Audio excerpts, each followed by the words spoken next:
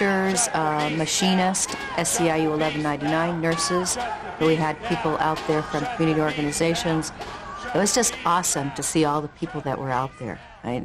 Never do you see, well, if you can in your lifetime go through that, it's an awesome feeling. No justice, no peace. No justice, no peace. No justice, no peace. No justice, no peace. Good evening. For hundreds of theater goers, the show did not go on at the Fifth Avenue Theater tonight for the first time in nearly 20 years. The musicians went on strike at midnight, refusing to work without a new contract. Look at this. We have 15 players, 18 total. And look at this crowd. What is this about? This is about support. This is about fairness for all people who work. Musicians' struggle with the Fifth Avenue was an example of Seattle as a union city coming together and saying, Fifth Avenue Theater, we won't allow you to trample these workers' rights. We won't allow you to do business in this community and survive.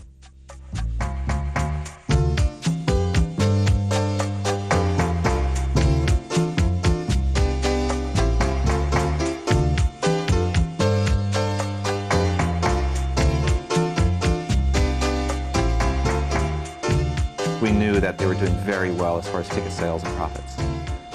The orchestra at the Fifth Avenue had been playing together fairly solidly for many, many years, and I think had just decided that the financial concessions we were giving to the management had gone on long enough. We just informally started calling up different locals around the country. We tried to pick cities that we thought were about the same size as Seattle and who had a lot of theater work.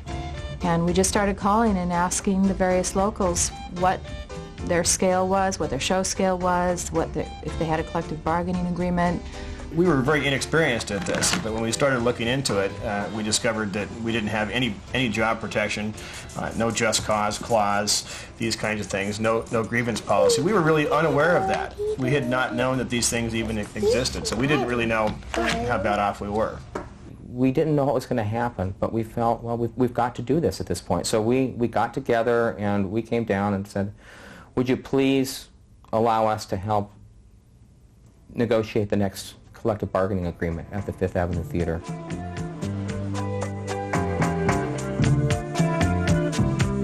I said, great, because when the rank and file say, I want to get involved, I want to own this, this is my fight, I can't think of a better place from which to organize.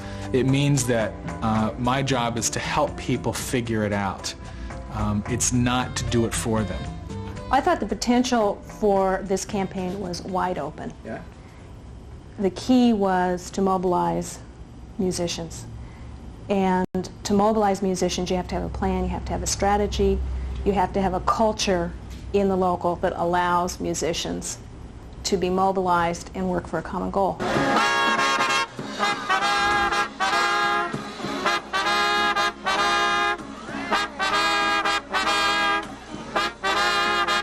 For me, it was a little bit scary. You know, I'd never been the kind to go out in front of people's faces and make waves, which is part of the ongoing problem with musicians in not wanting to get in management's face and saying, hey, this isn't right. When we started out calling all the musicians, it's difficult to reach people. People are initially a little reluctant to make a commitment of their time. One-on-one, we went out and talked to musicians in the community about what it was that we wanted to achieve at the Fifth Avenue, and what we wanted to achieve at the Fifth Avenue was a fair contract with living wages and benefits and dignity for the musicians who work there. When we had our first rally out in front of the Fifth Avenue and I saw how many people actually showed up and were very supportive, it was encouraging, and it grew. And it just felt great.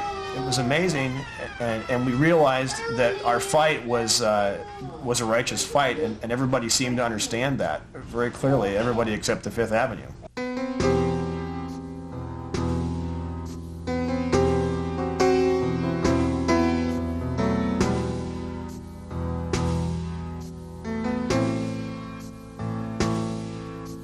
At the bargaining table, It was really demeaning. You know, they treated us with absolutely no respect and refused to look at any of the information that we presented. We did an extensive amount of research. We weren't trying to put the Fifth Avenue out of business. We were trying to get a fair deal for the musicians that worked there. We didn't get anywhere. We did not get the basic things that we needed to be able to settle a contract. And we've been making concessions and, you know, movement and signaling movement all along. It seemed to be a power issue. Many of the things that we were asking for had been agreed to in theory, and yet were fought tooth and nail.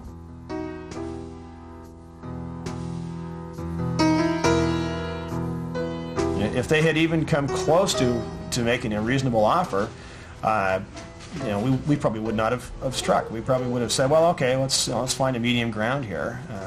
It was my perception that that's what a negotiation was. No justice, no peace. No justice, no peace. No. The show is outside instead of inside the Fifth Avenue Theater tonight. Hundreds of angry musicians take over the street out front, demanding better wages. We made some concessions, and I think it's time for them to reward us. King County Executive Ron Sims, a former trombone player, joins the demonstration. I want the Fifth Avenue's owners to sit down and respect the right of people to earn a living. Theater goers, shocked by all the commotion, are disappointed to learn opening night has been canceled. Opening night is the big deal. There's a big party, and if they had a successful opening night and then we struck a week or two later, I didn't think it would have nearly the impact it would if we struck on opening night. Shut them down! Shut them down! Shut them down! The rest of the labor community, the non-union musicians, the community groups, we were all galvanized around the bravery of the striking musicians and their righteousness in their fight.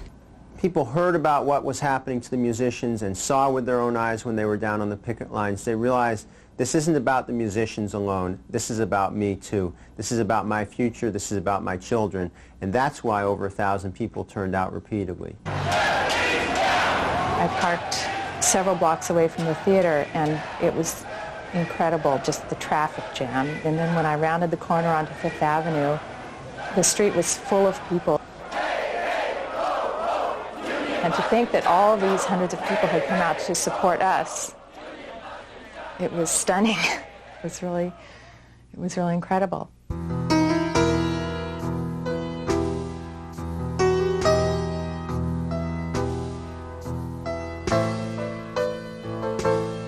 They had canceled the first week's worth of performances, and they were assembling and spending money to no end to assemble a national scab band. And we knew that they were going to pull the scab band off sooner or later. They were throwing enough money at it that they could find 15 people around the country. We had the satisfaction of knowing that we had sewed up Seattle, that they were not finding scab musicians from Seattle. It was actually kind of a liberating thing when they finally brought the scabs in and told us we were permanently replaced. Because at that time it got rid of all those feelings of, you know, will they or won't they? Will they succeed or won't they succeed? We had nothing else to lose and only everything to gain. Beauty and the scab! Beauty and the scab! Cancel tonight's show. And if we keep on working at it, they're going to cancel tomorrow night's show and the next night. They've already canceled 7 shows. This is the 8th show they've canceled. And we'll cancel it if we can. We'll cancel the whole thing right out of town.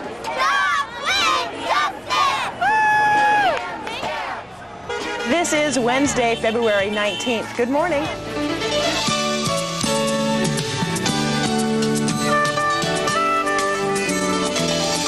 You're watching the Northwest's only local morning show.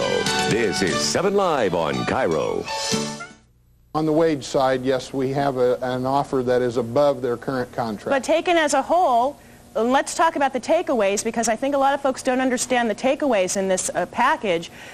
For musicians that double up, that play more than one instrument, and we're talking about the wind instruments, and there are at least 5 of them, they would be paying the base. They would not be paid the extra 25% per instrument. Some of them play as many as 4 instruments per show.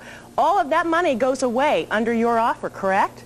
As you have described it, it's a very complicated Can you give me a yes or no? Does that money go away, or don't they lose all of that money, yes or no? I don't know, because we're still in negotiations, and they're saying that that's where it is now. We're a long way from finalizing this contract. But taken as a whole, Mr. McConnell, are they getting a raise or are they getting a cut in pay? On a whole, they're on parity with the last contract, just about even on the whole. Which means they're not getting a raise if it's on parity with the last contract. First of all, your reaction to comments by Dan McDonald. Well, he's not telling the truth in several cases. We're still offering us at this time a wage cut. In some cases in the orchestra, it's up to 25% for some musicians. He's got to do his figures. He's got to add that up properly because he's not telling the truth there. Replacement musicians are coming in. What's your reaction to that? I feel like I'm being kicked in the stomach. I've worked there for 7 years. Some of us have worked there for as many as 15 years. When he talks about putting money back into the community, we're the community. We're the families that are living here, and we'd like to see a little bit of that. And didn't the Fifth Avenue give away millions last year to the arts community? Yes, they did. We're asking for $228 in additional money per show. Collectively? Collectively as the whole orchestra. That's 10 cents a ticket. We really don't understand why they can't afford to do that. Negotiations are supposed to continue tomorrow with the federal mediator.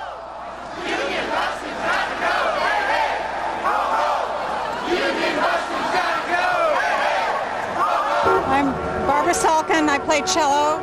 I should be in the pit right now, and yes, it's very upsetting not to be in there playing. I'm so heartened that people are supporting me in my effort to have a decent wage and to keep my job. It's really wonderful. And I think it's a real labor issue, because I think what's involved here isn't dollars and cents, but it's busting the union. It felt like we were being stonewalled, that nothing was going to happen. It became obvious that anything we won was going to be won in the street. Every time we made any kind of gain, whether it was getting our music back, getting a meeting scheduled, it was because we had taken some action outside of the negotiating room. On Saturday, we put 1,300 people in front of the theater that night. And we had the big band out there playing, In the Mood, swing, Glenn Miller kinds of music. And it was a street party. It was an incredible experience.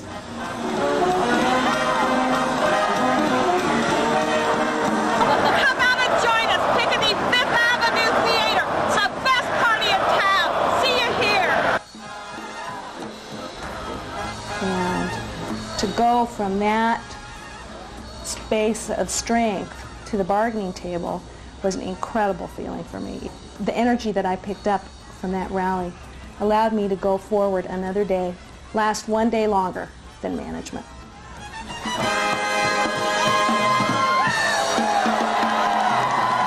To the news making headlines this morning, the musician strike is over. The Musicians Union reached a settlement agreement with the Fifth Avenue Theater last night. Details are released just this morning now. Meg O'Connor joins us live from the Fifth Avenue with more. Meg. Well, Paul, the striking musicians will be back in the orchestra pit on Friday. This deal calls for the replacement musicians to be on their way within 2 days, and the striking musicians will take up their spots again and play the remaining run of Beauty and the Beast. To actually be there at the negotiating table and find out that what we did, putting people in the streets, sitting at the table and making compromises, that we actually had the power to force management to change, was incredible. It was a fantastic feeling. Every day they had a show, that hurt us, knowing that somebody else was in there doing the job we were supposed to be doing. But management was hurting too, and houses were bad, the performances were bad, and that motivated them, I think, to finally get back to the table and negotiate with us.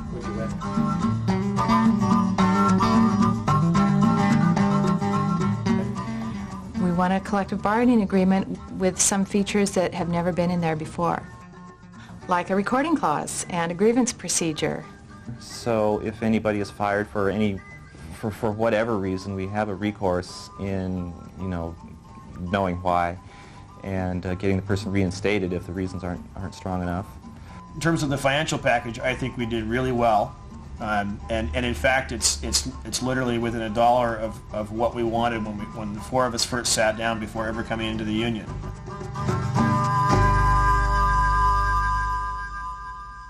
It's about sticking together, sister and brother and brother. sisters and brothers, from the negotiating room out to the streets, and being a unit, being strong, being explicit about your strength, and standing together. Anybody can organize. It's a grassroots campaign, and all you have to do is have the willingness to work. And if it doesn't win at the bargaining table, realize that you can win a campaign on the streets. That's right. And that's what we did. Yeah. You know, we did That's our not accomplish what we accomplished sitting at that table. It happened through our organizational campaign. That's right. My back was hurting, but I was down the best I could. For a little union like we did to be with the other unions and they were with us, I thought we did a real good job as a musician union. Put us on the map, really did.